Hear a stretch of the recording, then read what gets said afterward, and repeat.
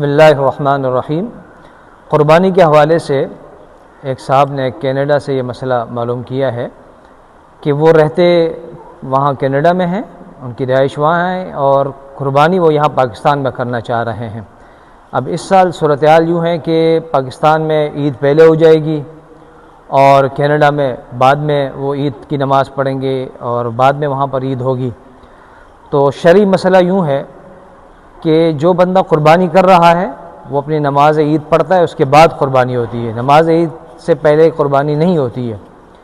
اب وہاں پر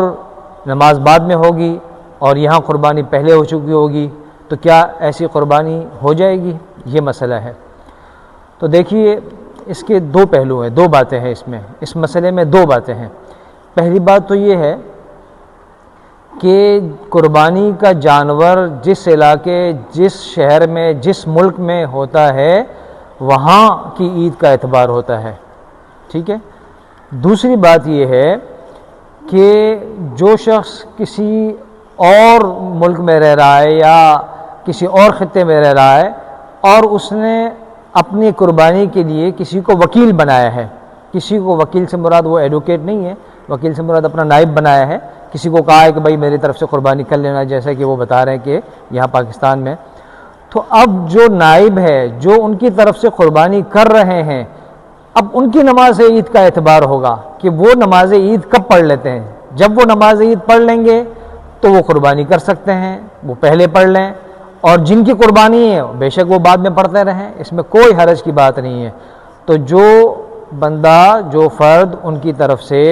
یہاں پاکستان میں قربانی کر رہے ہیں، ان کی نماز عید کا اعتبار ہوگا، انہوں نے پڑھ لی، اب وہ قربانی کر سکتے ہیں، اپنی بھی اور ان کی طرف سے بھی، جس کی طرف سے بھی چاہے۔ تو یہ صرف کینیڈا کا تو ایک مثال آ گئی، ایک بات آ گئی، ورنہ کسی بھی جگہ پر یہ مسئلہ ہو تو اس کو یوں حل کیا جا سکتا ہے۔ اچھا، اس کی ایک اور میں آپ کو مثال دے دوں، جیسے اجتماعی قربانی ہوتی ہے اس میں بھی یہی ہوتا ہے۔ اب اجتماعی قربانی میں جو لوگ انتظام کرتے ہیں اجتماعی قربانی کا، ان کا یہ ہوتا ہے کہ بھائی جلدی سے نماز پڑھ لیں تاکہ جلدی سے قربانی ہو اور لوگوں کو ان کے حصے مل جائیں، تو وہ جلدی کوشش کرتے ہیں کہ جہاں جلدی نماز ہو جائے وہ نماز پڑھ لیتے ہیں،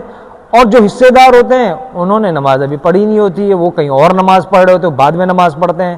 تو بالکل ٹھیک ہے، اس میں کوئی حرج کی بات نہیں، اس لیے کہ وہ جو قربانی کرنے والے ہیں، انتظام کرنے والے، وہ ان کے نائب ہیں، ان کے وکیل ہیں، اور ان کی طرف سے قربانی کر رہے ذمہ دار وہ ہیں۔ تو جو بھی وکیل ہوتا ہے، جو بھی نائب ہوتا ہے، ذمہ داری اس کی بنتی ہے۔ تو اس لیے جو حضرات باہر ہیں یا کسی اور علاقے میں ہیں اور وہاں پر عید بعد میں ہو رہی ہے، قربانی ان کی پہلے ہو رہی ہے، کوئی اور ان کی طرف سے قربانی کر رہا ہے، تو کوئی مسئلہ نہیں ہے، وہ پہلے ہو سکتی ہے، وکیل جو ہے اس کی نماز عید کا اعتبار ہوگا۔